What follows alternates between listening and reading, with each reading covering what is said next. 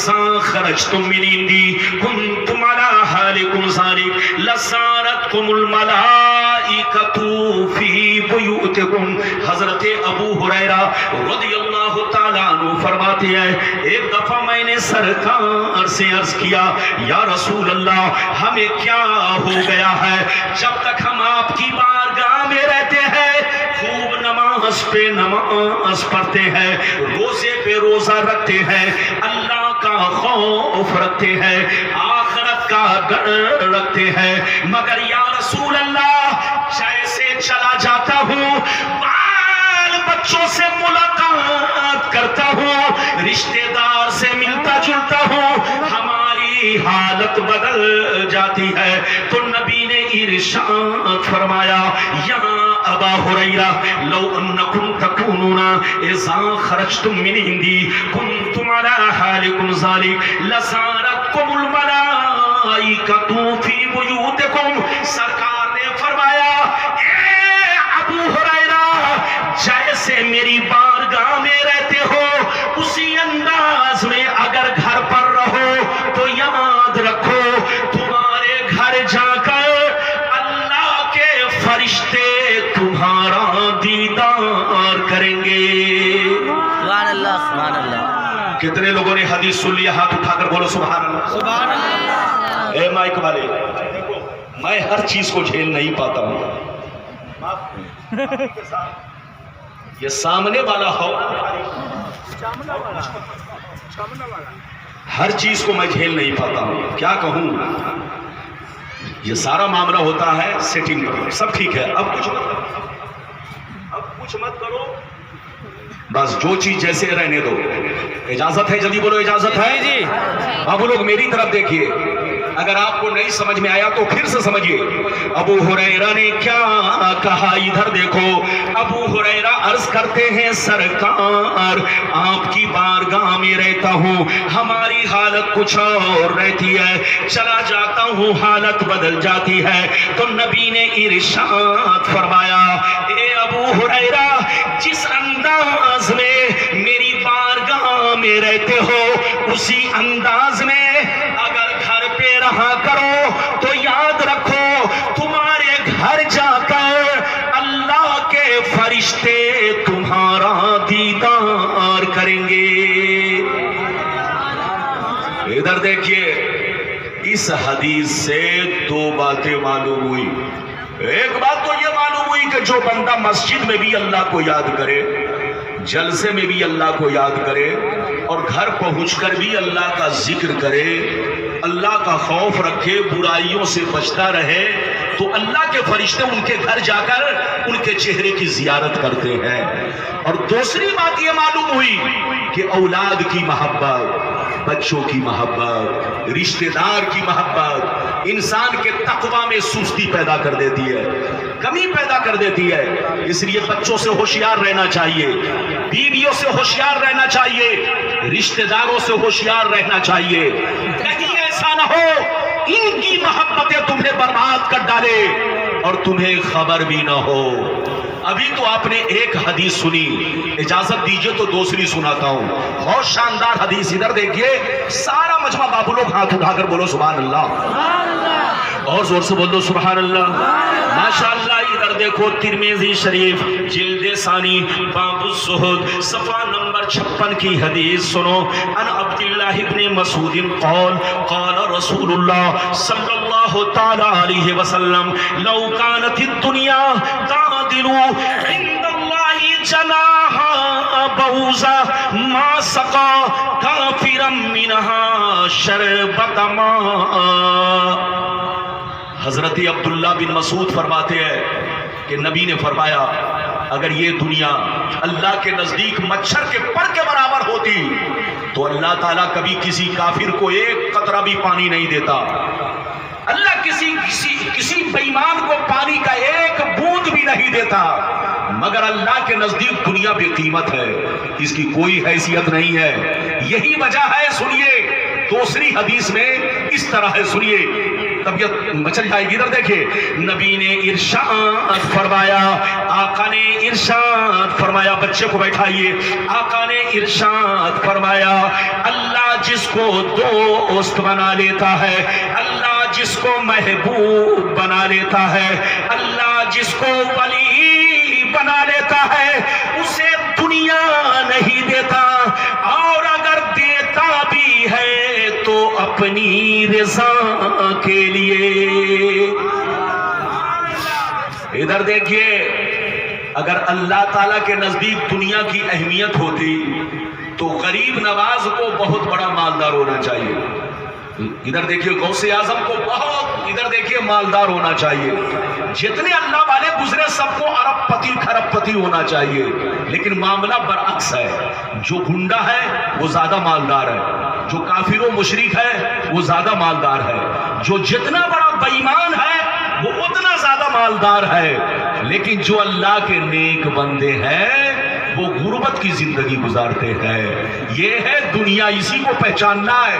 اللہ جس کو دوست بنا لیتا ہے اسے دنیا نہیں دیتا, اور اگر کسی کو دیتا بھی ہے تو مرغا کھانے کے لیے نہیں, 22 لاکھ کی گاڑی سے چلنے کے لیے نہیں, ایئر کنڈیشن مکان بنانے کے لیے نہیں, بلکہ اللہ اس لیے دیتا ہے تاکہ غریبوں کی خدمت کرے.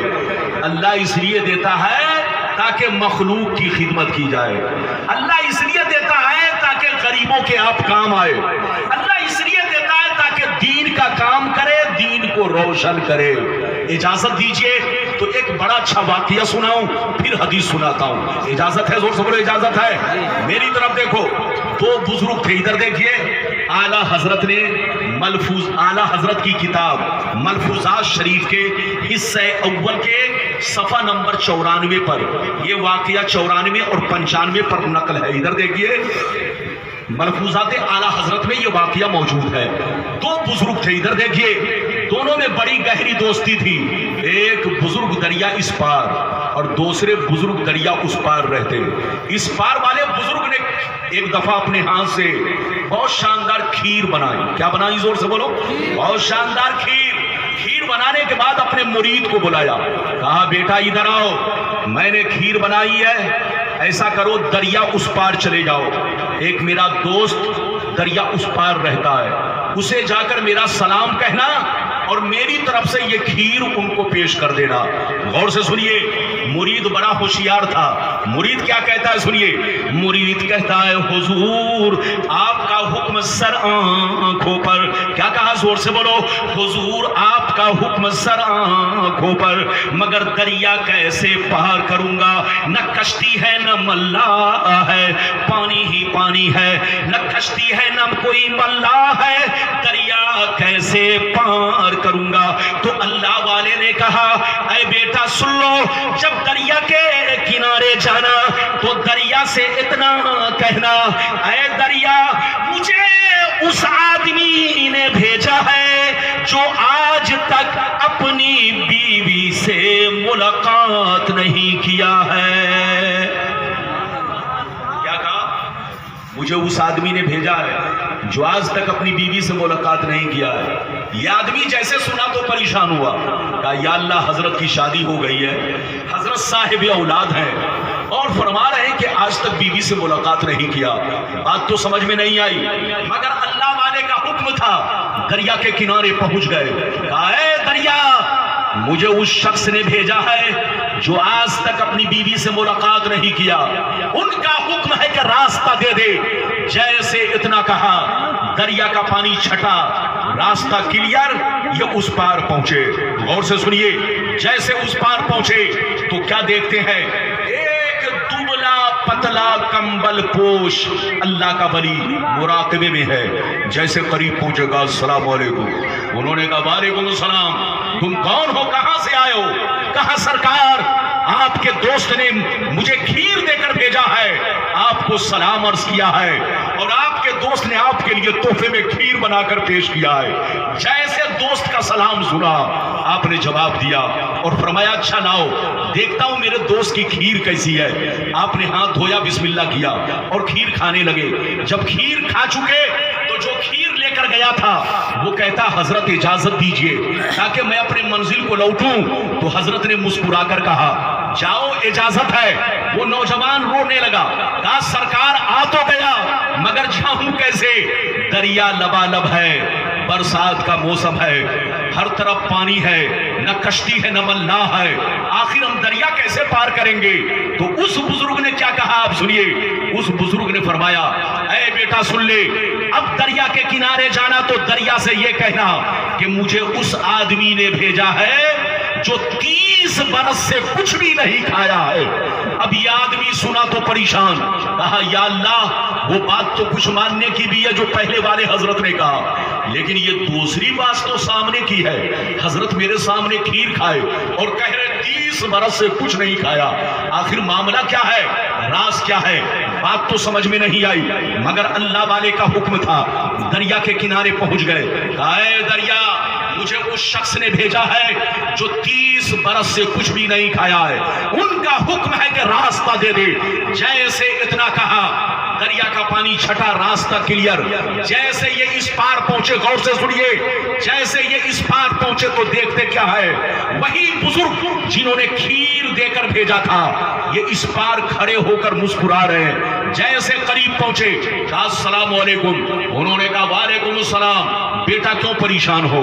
کہا سرکار پریشان کرنے والی بات تو ہے، آپ کی شادی ہو گئی ہے، آپ صاحب اولاد ہیں، آپ نے فرمایا آج تک بیوی سے ملاقات نہیں کیا، انہوں نے میرے سامنے کھیر کھائی اور کہہ رہے 30 سال سے کچھ نہیں کھایا، یہ پریشان کرنے والی بات نہیں ہے تو کیا ہے؟ تو حضرت نے کہا بیٹا کان کھول کر سن لے، میرا مقصد تم کو پریشان کرنا نہیں ہے، میرا مقصد تمہاری آنکھوں سے پردہ ہٹانا ہے، میرا مقصد تم کو بزرگوں کی زندگی کو بزرگوں کی زندگی کی پہچان کرانا مقصد ہے۔ اے بیٹا کان کھول کر سن لے، مجھ کو شادی کی ضرورت نہیں تھی، مجھ کو بچے کی ضرورت نہیں تھی، مجھ کو بیوی کی ضرورت نہیں تھی، لیکن یہ کام میں نے اس لیے کیا تاکہ نبی کی سنت ادا ہو جائے، اللہ کی رضا حاصل ہو جائے۔ اور سن لو اس فقیر کو کھیر کھانے کی ضرورت نہیں تھی، لیکن 30 برس کے بعد اس نے تھوڑی سی کھیر اس لیے کھا لی تاکہ بدن میں کچھ طاقت آ جائے اور ہم اللہ کی عبادت کرتے رہے، اللہ کو سجدہ کرتے رہے۔ تو اے بیٹا کان کھول کر سن لے، جو نفس کا غلام بن جاتا ہے وہ ہر کام اپنے لیے کرتا ہے، اور جس کا نفس غلام بن جاتا ہے وہ ہر کام اللہ کے لیے کرتا ہے، مولا کی رضا کے لیے کرتا ہے، اس کی خوشنودی کے لیے کرتا ہے۔ اے بیٹا انسان ولی اس وقت تک نہیں بنتا جب تک کہ اپنا ہر کام اللہ کی رضا کے لیے نہ کرے، جب تک کہ اپنی زندگی کو اللہ کے سپرد نہ کر دے، جب تک کہ اپنا ہر معاملہ اللہ کے حوالے نہ کر دے، انسان ولایت کا عہدہ نہیں پا سکتا۔ اجازت دیجئے تو قرآن کی آیت سناؤں پھر حدیث سناؤں، اجازت ہے؟ لیکن لگتا ہے کہ آپ لوگوں کو نیند آنے لگی۔ ارے بولو نیند تو نہیں آ رہی ہے، مولانا ربانی کا قصور نہیں، جیسا آپ کا مجمع ویسی تقریر، ارے بولو جیسا دیس ویسا بھیس۔ اجازت ہے تو اجازت ہے تو میں قرآن کی آیت سناؤں، بچے کو پکڑ کے بیٹھائیے، پھر حدیث سناتا ہوں، سارا مجمع بابو لوگ ہاتھ اٹھا کر بولو سبحان اللہ، اور زور سے بولو سبحان اللہ۔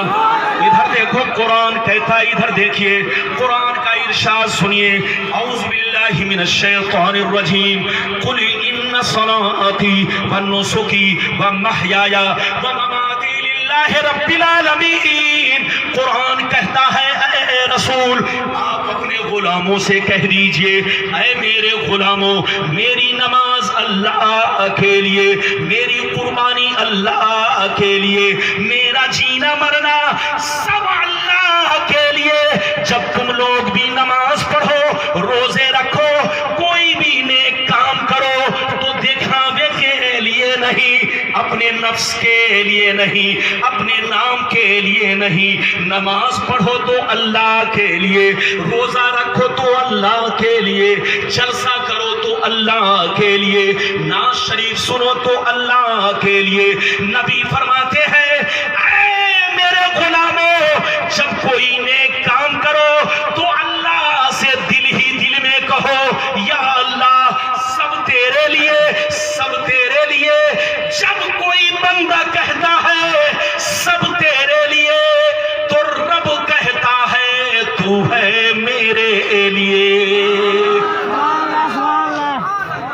دیکھیے ولی بننا کوئی آسان نہیں ہے. ادھر دیکھو ولایت بہت اونچا منصب ہے. بچے کو پکڑ کے بیٹھائیے, بہت لمبی چوڑی تقریر نہیں ہوگی, دل سے سنیے. آپ اگر گلفام صاحب زمزم صاحب کے لیے آئے ہیں تو ان کو سن کے جائیے گا, لیکن میری تقریر کے بعد ابھی آپ کو کچھ لمحہ برداشت کرنا ہے. ادھر دیکھیے, میری طرف دیکھیے حضرات, ولایت بہت اونچا منصب ہے, بہت بڑا منصب ہے جو بازاروں میں نہیں بکتی. بولو یہ منصب بازاروں میں نہیں بکتا, اور ولایت بولو مارکیٹ میں حاصل نہیں ہوتی. کروڑوں برس کی زندگی درکار ہے اور عبادتیں درکار ہے, تب بھی ضروری نہیں کہ آپ ولی بن جائے. ادھر دیکھیے ولایت کسبی چیز نہیں ہے, بلکہ ولایت کسبی ماں فضل ربی. ادھر دیکھیے کروڑوں برس عبادت کرے, اگر فضل ربی نہ ہو تو آپ ولی نہیں بن سکتے. اور اگر اللہ چاہ لے تو ایک سجدہ کافی ہے. غور سے بولو, اللہ اگر فضل فرمائے تو ایک سجدہ کافی ہے.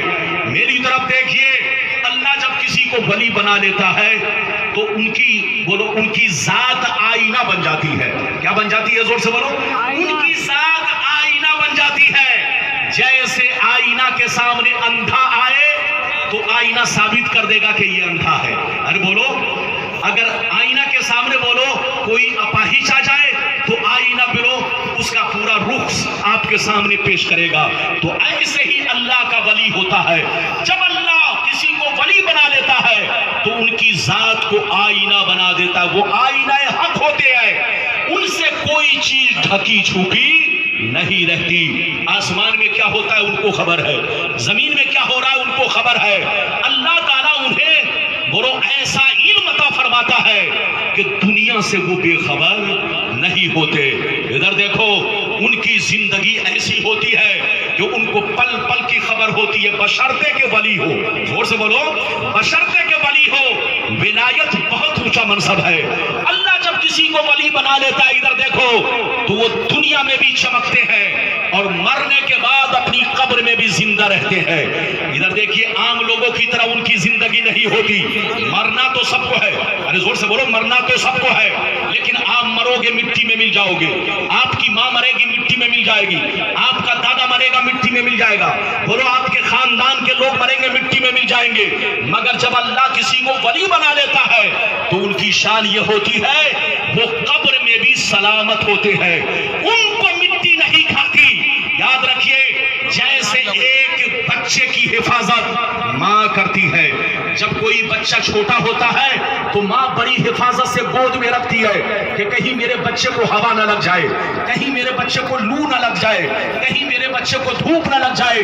جیسے ایک ماں اپنے چھوٹے بچے کی حفاظت کرتی ہے, اس سے بھی زیادہ یہ زمین اللہ کے نیک بندوں کی حفاظت کرتی ہے, اللہ کے ولیوں کی حفاظت کرتی ہے. اللہ کے ولی قبر میں زندہ ہوتے ہیں. اجازت دیجئے تو میں آپ کو حدیث سناؤں. ارے زور سے بولو, بیٹھائیے ان کو, بیٹھائیے جناب, بیٹھیے.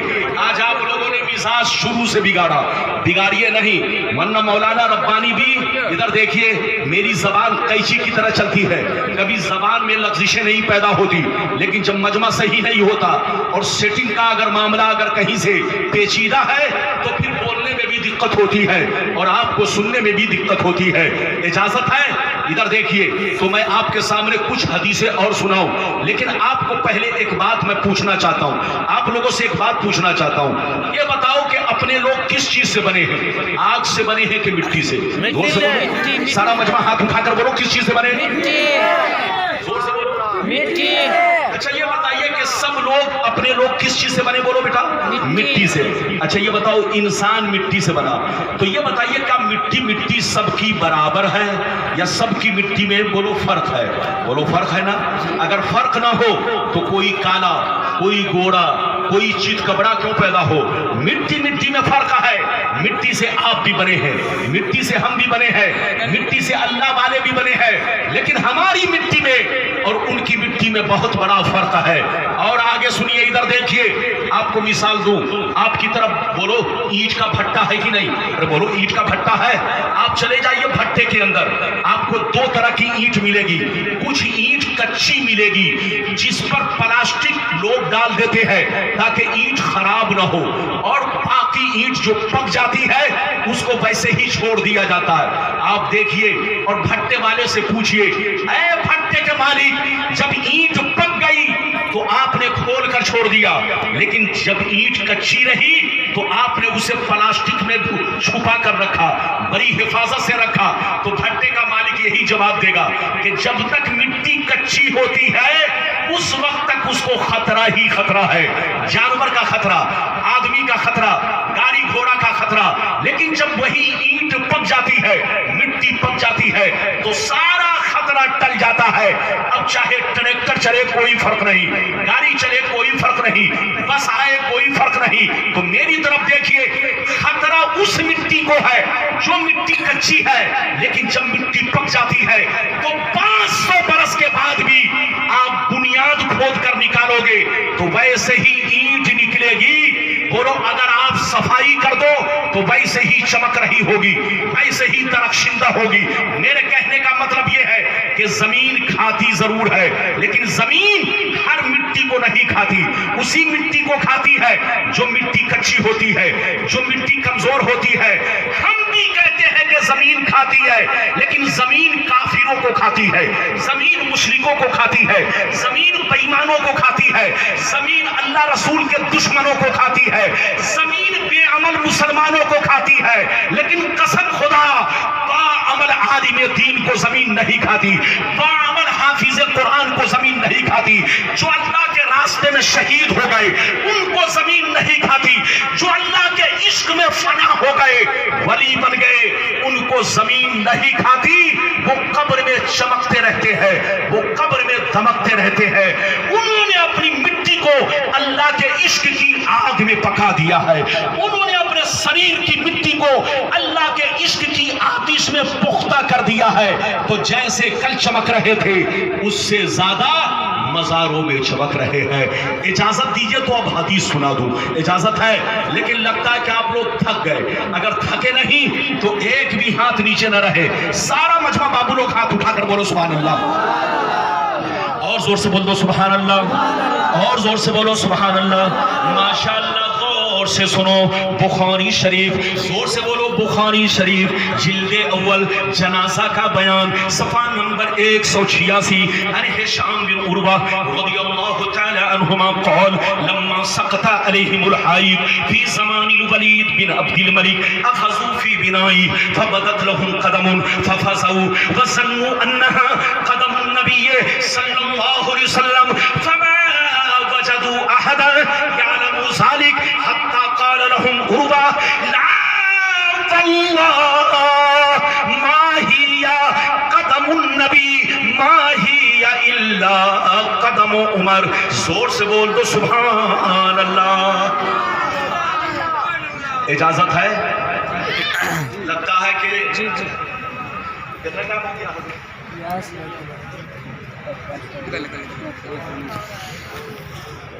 یہ بتائیے